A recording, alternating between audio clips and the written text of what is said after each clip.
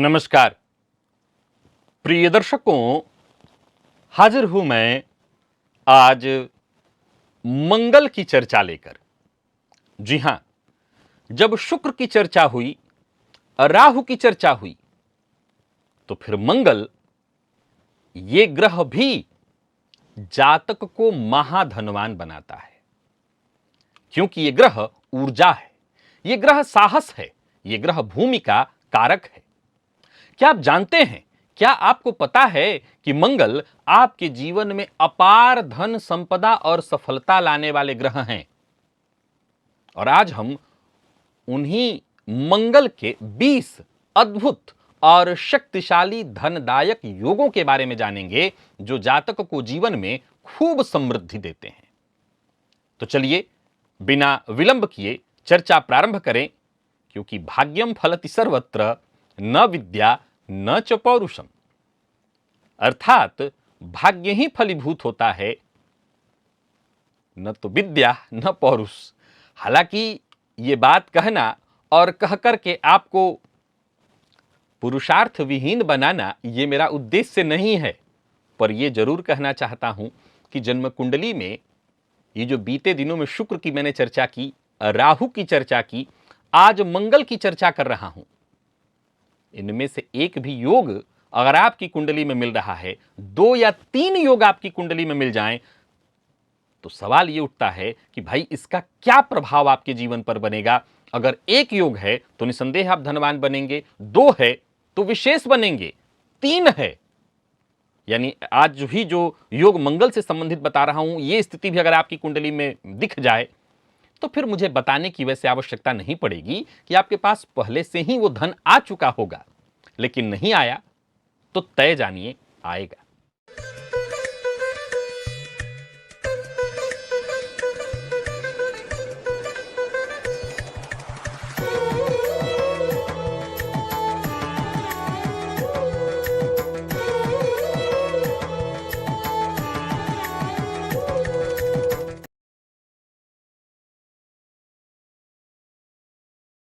रोचक, ये तो आप सभी जानते हैं, मंगल महापुरुष योग बनाते हैं। जन्म कुंडली में स्वराशि या उच्च राशि में, स्वराशि यानी मेष या वृश्चिक, उच्च अर्थात मकर में कुंडली के 1, 4, 7, 10 लग्न में, चतुर्थ में, सप्तम या दसम में हो, तो ऐसी स्थिति में यह रोचक राजयोग है और जातक अपने साहस, अपने पुरुषार्थ के दम पर पद प्रतिष्ठा और खूब धन अकूत संपदा हासिल करता है।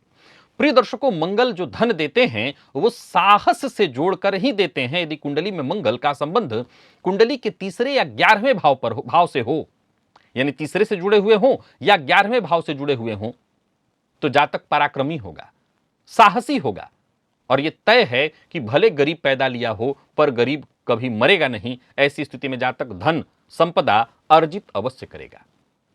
मंगल जातक को भूमि नायक बना देते हैं। कब? जब मंगल कुंडली के चतुर्थ भाव में स्वराशि के, उच्च राशि के या मित्र राशि में बली अवस्था में हो, तो जातक को भूमि, भवन, प्रॉपर्टी भारी मात्रा में देते हैं। भले ही वो गरीब पैदा लिया हो, उस घर में पैदा लिया हो जहां रहने को और सोने को कायदे से छत न हो, पर अपने जीवन काल में तो वो बढ़िया छत वाला घर, महल तो बना ही लेता है। प्रिय दर्शकों, मंगल जीवन में शुभता भी लाते हैं। एक शुभ कर्तरी योग आपने सुना होगा, जब किसी भाव के दोनों तरफ 2 शुभ ग्रह बैठ जाएं तो वो शुभ कर्तरी योग बनता है। ये मंगल अकेले शुभ कर्तरी योग बना देते हैं। जब कुंडली के दूसरे या 11वें भाव में मंगल शुभ ग्रहों से दृष्ट हो जाएं, तो जातक को आर्थिक सुरक्षा निरंतर प्रदान करते हैं। ऐसे जातक के जीवन काल में किसी कारणवश अगर धन की चिंता हो भी जाए, तो वो चिंता हो सकती है हो, पर उससे चिंतित ज्यादा देर वो रहने नहीं देंगे।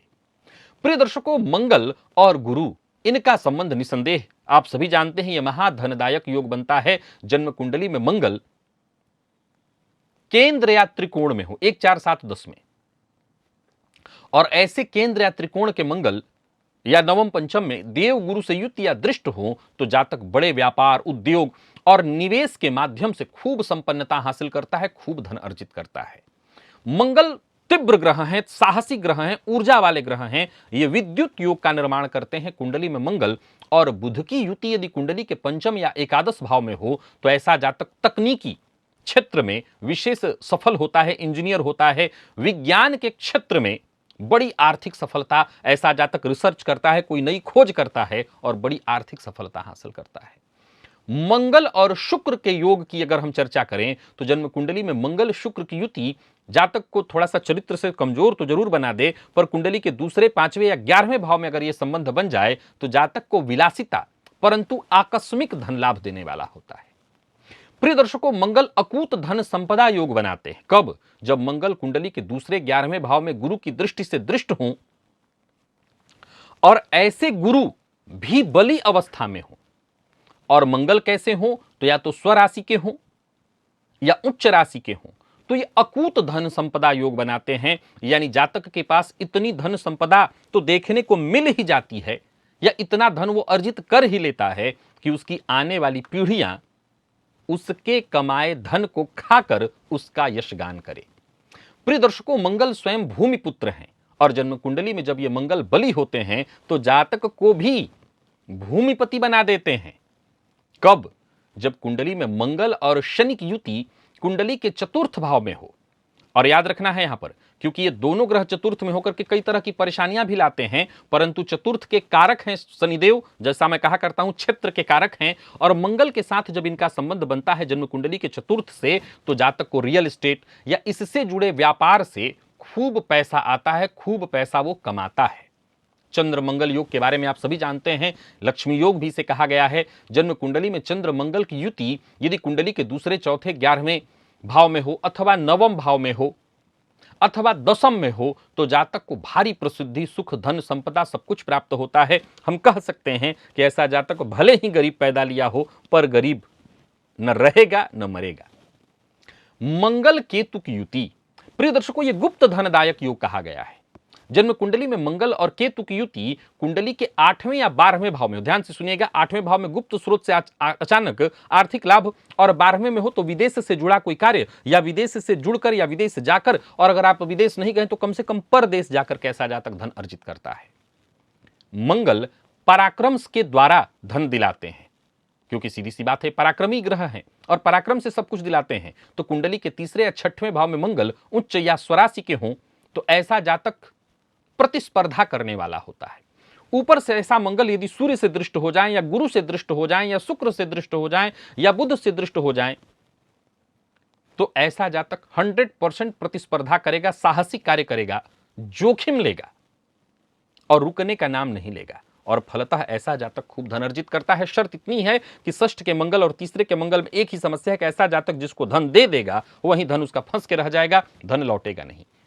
कर्ज में भी वो आ जाएगा तो कर्ज लंबे समय के लिए खींच जाएगा, लेकिन एक बात तय है कि मंगल के बली होने की स्थिति में कर्ज उसको कभी बर्बाद नहीं कर सकेगा।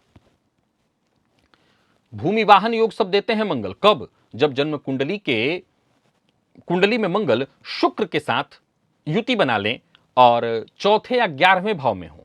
जन्म कुंडली के चौथे या 11वें भाव में मंगल शुक्र के साथ युति बनाएं और इस युति पर यदि गुरु की दृष्टि पड़ जाए, खाली युति से भी जातक को सब कुछ मिल जाता है, पर अगर गुरु की दृष्टि पड़ जाए तो जातक धन भी पाता है, चौथे या 11वें में भूमि भवन वाहन से संपन्न होता है, आर्थिक दृष्टिकोण से विशेष संपन्न होता है और सबसे बड़ी बात है इस संपन्नता के बाद भी अगर वो गलती से चरित्रहीन हो भी जाए तो लोग उसे चरित्रहीन मानते नहीं हैं। यानी सब कुछ हो और नाम भी खराब नहीं होता। मंगल उद्योगपति योग बनाते हैं। कैसे? तो जन्म कुंडली में मंगल बुध की युति यदि कुंडली के 10वें भाव में हो तो ऐसा जातक बड़ा उद्योग, कारोबार और प्रशासनिक क्षेत्र में आर्थिक संपन्नता हासिल करता है। प्रिय दर्शकों, मंगल 10वें में कुल दीपक योग बनाते हैं, ये तो आप सभी जानते हैं। अगर 10वें का मंगल बली अवस्था में हो तो भी जातक खूब धन अर्जित कर सकता है। प्रिय दर्शकों, मंगल एक योग बनाते हैं ऋण हरता योग। जन्म कुंडली के 6ठे भाव में मंगल बलवान अवस्था में हो, यानी स्वराशि के हों, उच्च इत्यादि हों, तो रोग से, बाधा से, ऋण से, परेशानी से मुक्ति दिला करके जातक को समृद्धि दिलाते हैं। 9वें भाव में यदि मंगल हो और बली अवस्था में हो, उच्च इत्यादि, क्योंकि तीसरे भाव पर उनकी दृष्टि होगी, तो ऐसा जातक भी धर्म से, पुरुषार्थ से, विदेश से और शिक्षा के क्षेत्र से जुड़कर भारी अर्थ लाभ करता है।